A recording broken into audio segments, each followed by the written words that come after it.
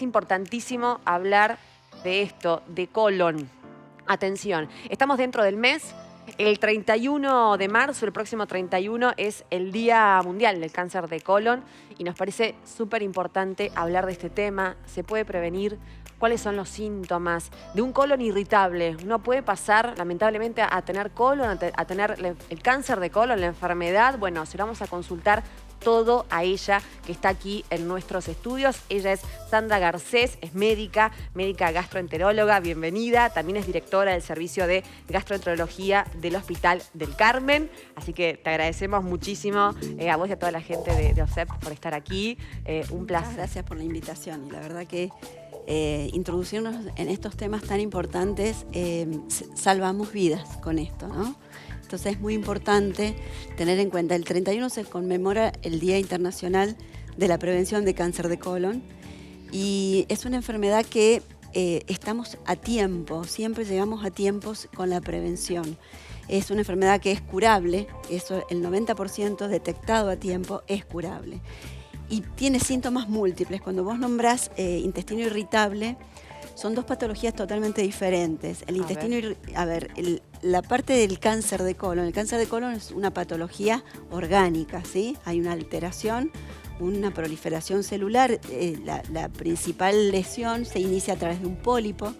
Un pólipo es un crecimiento de células dentro del tubo digestivo y que eso, sobre todo los adenomas, hay varios tipos de pólipos, pero sobre todo el adenoma es el que a futuro va a producir cáncer de colon. Tiene una evolución de 10-12 años, o sea que si nosotros lo detectamos a tiempo y lo extirpamos, cortamos ese camino hacia el cáncer de colon. El tema del colon irritable, eso es una patología funcional. Tenemos patologías orgánicas como cáncer de colon, pólipos, divertículos, gastritis, pero tenemos una gran cantidad de patología que responde a lo funcional. Y lo funcional tiene que ver con lo emocional directamente, ¿sí? A lo largo de todo nuestro aparato digestivo tenemos células neuronales, las mismas que tenemos acá. Entonces, todo está relacionado, eso se produce un fenómeno inflamatorio, que esa inflamación crónica va produciendo distintos síntomas, algunos muy parecidos al cáncer de colon. Eso te iba a decir, Sandra, porque por ahí tal vez, digamos, uno enseguida lo relaciona, porque los síntomas son muy similares. Entonces, ¿cómo saber cuando es simplemente un colon o un hígado irritado a cuando ya hay algo mucho más grave? Porque también hay, lamentablemente, hay cuestiones muy silenciosas. Seguro. Entonces, si uno no se hace los estudios pertinentes, que a veces, bueno, uno teme porque hay sedación, porque, bueno, uno va como, no quiero llegar a una colonoscopía, no quiero llegar a un estudio más invasivo, y bueno, pero a veces el tiempo se dilata y a veces cuando vos decís, ahí llegamos un poco tarde a veces, ¿no? Exacto. Síntomas podemos tener variados. En el aparato digestivo hay muchos síntomas que son comunes a varias patologías. La distensión, la inflamación, digamos, los eructos, la acidez, el reflujo. Son todos síntomas que pueden ser trastornos funcionales o pueden tener alguna patología de base. Siempre el paciente va a consultar cuando son síntomas muy reiterados, digamos, pero hay signos de alarma: pérdida de peso, anemia, dolor intenso, abdominal. Son todos síntomas que nos tienen que dar. Eso el colon irritable no lo produce generalmente. Dolores que a uno lo despiertan de noche. Generalmente la sintomatología del colon irritable es durante el día y tiene mucho que ver con lo emocional y con la actividad diaria de cada uno. Entonces el paciente se distiende, se inflama, pero digamos, hay signos que son muy importantes y son muy llamativos. Doctora, Pero da la sensación... Pero repasemos cuáles son, Dale. para que quede claro y ya te dejo, Rodo. ¿Cuáles son? Digamos, los que te alarman más, no quiere decir que tengan cáncer de colon, porque si no todo el mundo va a salir corriendo. No, tal cual. Pero la anemia, la pérdida de peso inexplicable, que sin que el paciente esté haciendo dieta, algún sangrado, generalmente un sangrado rectal, o enterorragia le decimos nosotros, o sea, esos son signos de alarma. Para ¿Siempre sangrado con materia fecal o sangrado solo? Puede ser de las dos maneras. De las dos maneras. Puede ser mezclado con materia fecal o puede ser un sangrado solo, puede ser un sangrado hemorroidal. No todo sangrado es cáncer. La anemia, ¿sí? con una analítica normal por ahí ya nos está dando como mejor un indicio, no de Exacto. cáncer, pero sí de que algo tenemos que ir al médico Exacto. para decir qué pasa con esta anemia, ¿no? Exacto. Es como una punta. Son signos Para por averiguar. eso. Ante esa no hay que minimizar. Claro. Hay una aplicación que está muy buena, que la puede usar el público en general, que se llama Chequea tu colon. Ajá. y que ahí va orientando al paciente según los síntomas que tiene, si tiene que consultar o no. Bien. Yo lo que siempre digo que ante la menor duda siempre consultemos, porque Totalmente. es mejor consultar de más que llegar tarde. Sí, sí, Y estamos llegando tarde. Lamentablemente, a pesar de que está muy difundido y que recordemos que el cáncer de colon es la segunda causa de muerte, sobre todo en Argentina, después del cáncer de mama y después del cáncer de próstata en el hombre. Entonces, siempre hacemos chequeos para los controles ginecológicos, siempre se hacen, los controles de próstata se hacen, pero el colon la gente es como un tabú, tiene miedo, Sí, sí. no le gusta consultar, le da mucha Y vergüenza. creo que en la entonces- historia cada vez se ha hablado menos, o sea, está mal, debemos empezar a hablar mucho más de colon, pero siempre hay mucha prevención de cáncer de mama, de cáncer de próstata, digo, pero, Sí, pero sí, no, sí. pero no Hay como de cierto pudor colon, y miedo ¿no? también. Da la sensación, doctora, de que esta enfermedad está atacando a gente muy joven, Ujú. en gran número. Digo, cualquiera de nosotros tiene un amigo, una Sí, sí. amiga, digo, muy joven,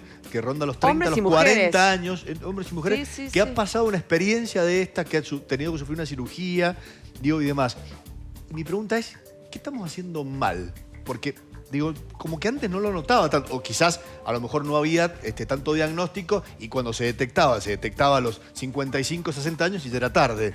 Digo, quizás pasa eso también. Pero digo, ¿qué estamos haciendo mal desde lo cotidiano nosotros? Porque también entiendo que hoy se toma todo el aparato digestivo de otra manera, ¿no? Ujú.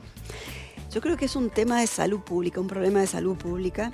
Ahora estamos trabajando en forma mancomunada con el Ministerio de Salud de la provincia, OSEP, y además se han sumado los hospitales Lago Mayor y Central y otros, Perrupato y todos los periféricos. Mañana vamos a hacer una pesquisa activa de pacientes. Es decir, ¿qué vamos a hacer? Vamos a llevar un colon gigante a la Plaza Godoy Cruz. Vamos a explicar de qué se trata, por cómo empieza la enfermedad y vamos a buscar gente, vamos a perseguir gente. Vamos a buscar gente en el lugar que tenga la edad entre 50 y 75 años, que es la mayor incidencia a partir de los 60 años, entre 60 y 75 años de cáncer de colon. Empezamos 10 años antes la prevención, empezamos a los 50. ¿Por qué? Porque justamente esto que expliqué del pólipo empieza con una lesión que es el pólipo. Si nosotros llegamos 10 años antes, podemos sacarlo, extirparlo, cortamos la progresión a cáncer de colon. Cuando vos decís que hay casos menores, es verdad que hay pacientes mucho más jóvenes con cáncer de colon.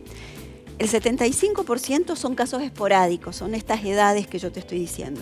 Pero es verdad que hay antecedentes familiares de cáncer de colon. Ujú. Eso ya son otras patologías. Claro, más genético es. Claro, hay otras enfermedades predisponentes. Por ejemplo, hay un 5% que pertenecen a poliposis familiar adenomatosa, síndrome de Lynch. Esas son patologías hereditarias, genéticas, que hay que...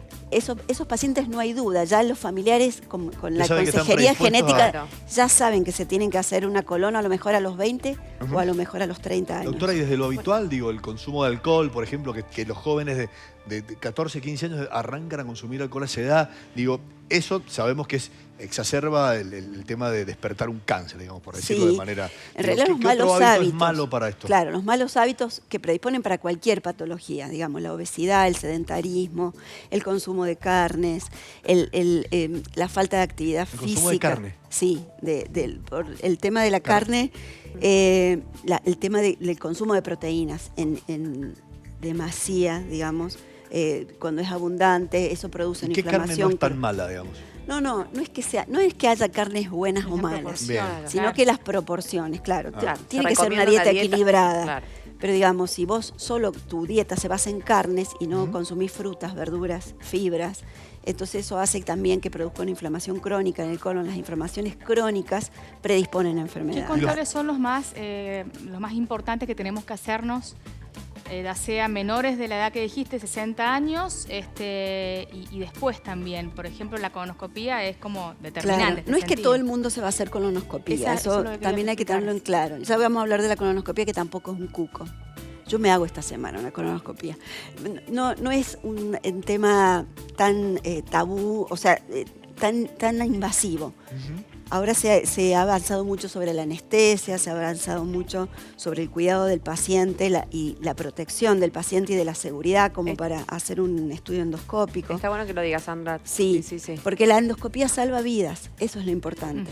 Porque podemos tener métodos alternativos. Algunos te dicen, yo no me quiero hacer una colonoscopía, me quiero hacer una tomografía. Pero no son tan seguros. Te la podés hacer, pero no siempre ves lesiones. Claro. Y cuando vos haces una colonoscopía tenés la posibilidad de que si tenés una lesión la sacás, la extirpás. Sí. Entonces, en el momento. Y hay estudios de sangre que pueden no marcar cosas. Exacto. O hay un montón de estudios previos que te pueden dar, digamos, un resultado parcial, pero no es total. Exacto. En cambio, lo más certero es la colonoscopia. El gol estándar es la colonoscopia, pero Exacto. tampoco podemos, por cuestiones de salud pública, salir a hacer colonoscopías a todo el mundo, ¿sí? Hay que elegir los pacientes adecuados y saber a quién le vamos a hacer.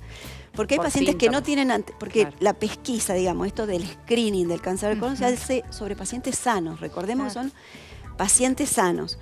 No todos están dispuestos a hacerse un estudio mini invasivo. Entonces, tenemos otros métodos. Por ejemplo, el test de sangre oculta en materia fecal.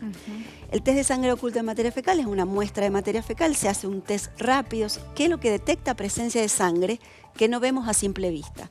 Si nosotros nos da positivo ese test de sangre oculta, es un test rápido que se lee en 10 minutos. Si nosotros tenemos un test positivo, a ese paciente le vamos a hacer una colonoscopía. De 100 pacientes, un 10% le vamos a hacer colonoscopía. No vamos a salir a hacer colonoscopía a todos. Pero que haya sangre en la materia no significa que haya pólipo dentro No del significa que colon. haya cáncer. Tiene digamos, una especificidad para detectar pólipos y porque detecta sangre humana. Para detectar pólipos y para detectar cáncer. Pero ahí ya estamos llegando tarde. Lo que sí pueden ser otras patologías, pueden ser hemorroides. Claro. Puede ser alguna enfermedad inflamatoria intestinal. Hay otras causas. O sea, que un enfermo crónico esté tomando algún tipo de medicación que incida Los en ese tipo de síntomas. antiinflamatorios también pueden dar sangrados intestinales. No todo lo que sangra es cáncer. Pero por eso la gente a veces, incluso teniendo sangrados, tarda en consultar por miedo. Por miedo al diagnóstico. Totalmente. Pero lo que hay que tener en cuenta es que mientras más temprano lleguemos, altas tasas de curación tenemos un 90%. Total. Entonces, este es el mensaje. Tenemos que llegar temprano y tenemos que seguir insistiendo en esto. Es una patología que puede salvar, o sea, es una patología que detecta a tiempo, salva vidas. La endoscopía no es un cuco, es una sedación superficial, el paciente queda dormido 10-15 minutos y se va tranquilo y ya se va con algo resuelto. ¿Sí? Y si no tiene antecedentes, se repite cada 10 años, dicen las guías, algunos nosotros recomendamos cada 5 años. Los pacientes que tienen antecedentes familiares de cáncer de colon o de pólipo, esos ya saben que tienen que hacerse la colonoscopía. Clarísimo. El problema es la población sana, que esa es la que no consulta.